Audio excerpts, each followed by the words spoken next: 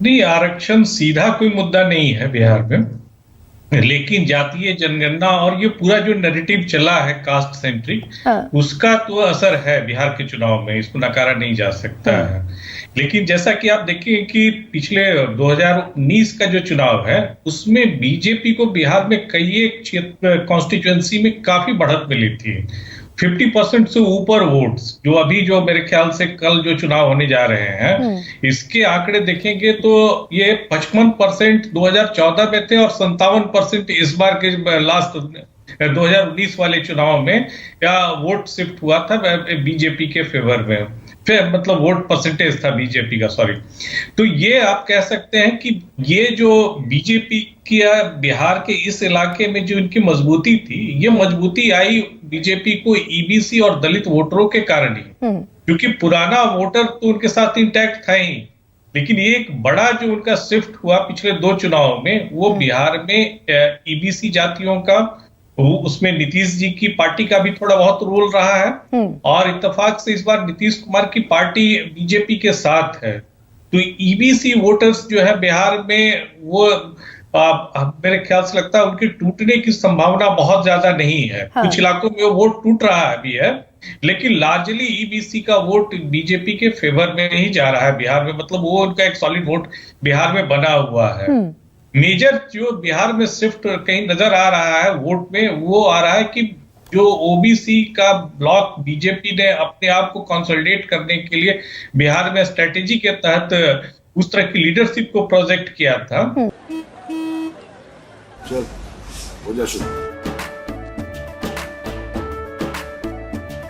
केसरिया से मन जोगी हुआ रे, दिल झूमे देखो पतवारा हुआ रे, दिल झूमे देखो पतवारा हुआ रे। हर पल मनाओ केसरी त्योहार। विमल बोलो जुमा केसरी।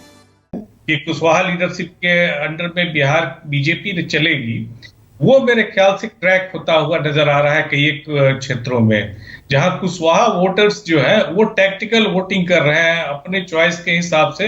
अगर कोई कुशवाहा कैंडिडेट आरजेडी या इंडिया अलायंस की तरफ से है तो उसके फेवर में भी वोट कर रहे हैं। अजय, लेकिन बड़ा दिलचस्प ट्रेंड ये दिखा पिछले चुनाव में 2019 में। इंटरेस्टिंगली क्षेत्रीय पार्टियों का वोट बैंक होता था पिछड़ों का, ईबीसी भी और ओबीसी भी।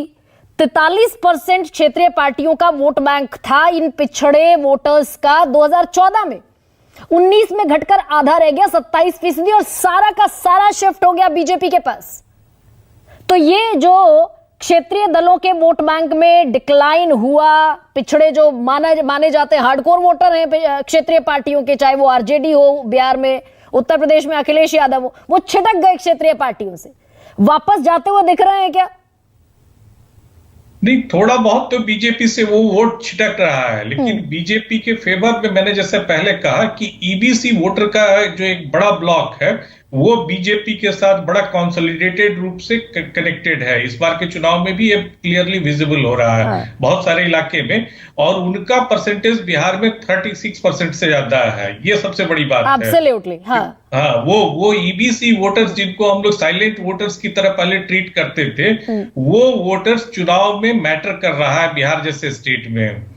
बिहार जैसे स्टेट में देखिएगा इस बार के चुनाव में 2 वोटर्स जो है, एक ईबीसी वोटर्स जिनकी वोटिंग परसेंटेज भी बहुत इलाके में मैं देख रहा हूं अच्छी खासी है, और दूसरा फीमेल वोटर्स, महिलाओं का परसेंटेज बिहार में पुरुष वोटरों से ज्यादा है। वो 6-7% ज्यादा है, कुछ इलाके में तो लगभग 10% के आसपास ज्यादा वोटर्स, फीमेल वोटर्स ने वोट कास्ट किया है अभी जो चुनाव कंक्लूड हुए हैं उनमें। तो इसलिए ये कह सकते हैं कि बिहार में गेम चेंजर कुछ और भी हो सकता है, जो हम लोग शायद बाहर से जिन चीजों पर लोग फोकस कर रहे हैं उसके इतर भी हो सकता है। लेकिन अजय, 10% तो महिलाओं का वोट शेयर हो गया, आप कह रहे हैं 36% ईबीसी का हो गया, 10 और 36 मिलाकर 46% तो वोट शेयर यही हो गया पूरे बिहार का।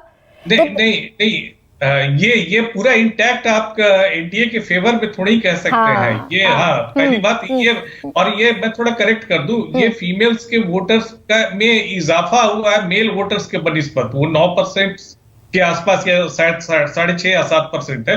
9% कुछ 1-2 कॉन्स्टिट्यूएंसी में कटिहार और किशनगंज के इलाके में हुआ है, 9 और 11% के आसपास। तो ये जो इजाफा हुआ है फीमेल्स वोटर्स का, जो वोटिंग ज्यादा हुआ है उस इलाके में, वो मेरे ख्याल से लगता है चुनाव में गेम चेंजर भी हो सकता है। और महिलाओं को माना जा रहा है, अगर मैं गलत नहीं हूं तो बीजेपी की वोटर महिलाओं को माना जा रहा है, वो भले ही बहुत सारी योजनाओं का असर हो या फिर कुछ और हो जमीन पर। मैं 39 वाले गणित पर आऊंगी अजय, लेकिन एक चीज जल्दी गरिमा जी, मैं एक चीज ऐड कर देता हूँ जी।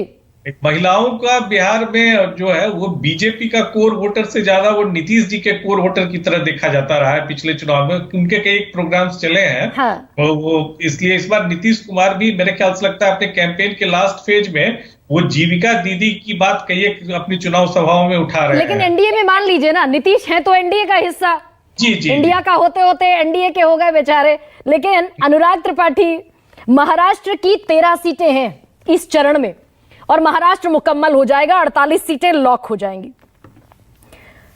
तो ये महाराष्ट्र में आरक्षण, पिछड़ों का आरक्षण, मराठा आरक्षण, बड़ी नाराजगी दिखी, मनोज जारांगे पाटिल की भी नाराजगी दिखी, ओबीसी के तहत आरक्षण, ये सब विपक्ष ने मुद्दा बनाया, सत्ता पक्ष ने उतनी ही दोगुनी तेजी से, उतनी ही मजबूती से उस पर कटाक्ष किया। महाराष्ट्र